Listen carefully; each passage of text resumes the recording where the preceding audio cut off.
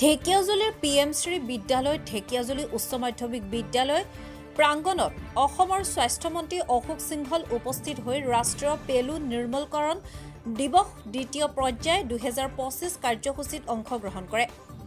1 বছৰৰ পৰা 19 বছৰ বয়সৰ প্ৰায় 25 লাখ ছাত্ৰ-ছাত্ৰীক ঔষধ প্ৰদান কৰা হয়।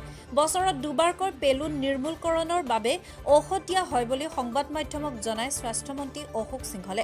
মন্ত্ৰীগৰাকীয়ে ঢেকিয়াজুলি উচ্চ মাধ্যমিক বালিকা বিদ্যালয়ত উপস্থিত হৈ পৰীক্ষা চৰ্চা কাৰ্যসূচীৰ শুভাৰম্ভ কৰে।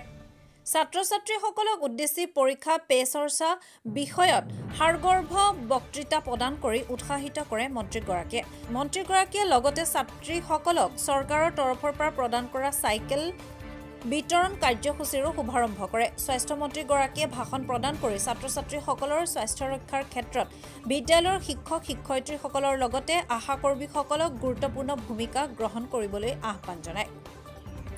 কেন্দ্ৰীয় স্বাস্থ্যমন্ত্ৰী জগত প্ৰকাশ নাড্ডাই ডিজিটেল মাধ্যমেৰে MDA মাছ ড্ৰাগ এডমিনিষ্ট্ৰেশ্যনৰ শুভ উন্মোচন কৰি 2027 বৰ্ষৰ ভিতৰত ফিলাৰিয়াছিছ ৰোগ নিৰ্মূলৰ বাবে সংকল্পবদ্ধ হোৱা কাৰ্যসূচী ভাগ ঢেকিয়াজুলি উচ্চ মাধ্যমিক বালিকা বিদ্যালয়ৰ প্ৰাংগণত স্বাস্থ্য আৰু পৰিয়াল কল্যাণ বিভাগৰ স্বাস্থ্য সেৱা সঞ্চালক ডাক্তৰ উমেশ ফাংচু, অভিযান সঞ্চালক ৰাষ্ট্ৰীয় স্বাস্থ্য অভিযান ডাক্তৰ লক্ষ্মণ S.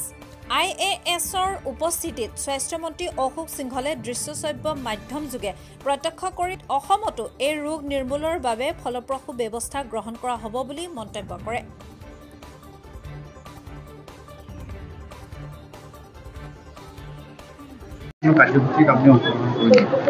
আজি অসমত ৰাষ্ট্ৰীয় পেলু নিৰ্মূলীকৰণ অভিযান আৰম্ভ হৈছে। আজি প্ৰায় 85 লাখ ছাত্ৰ আৰু ছাত্ৰীক 1 বছৰৰ পৰা 19 বছৰ হোৱা স্কুলীয়া ছাত্ৰ-ছাত্ৰীক এই ঔষধটো দিয়া হ'ব।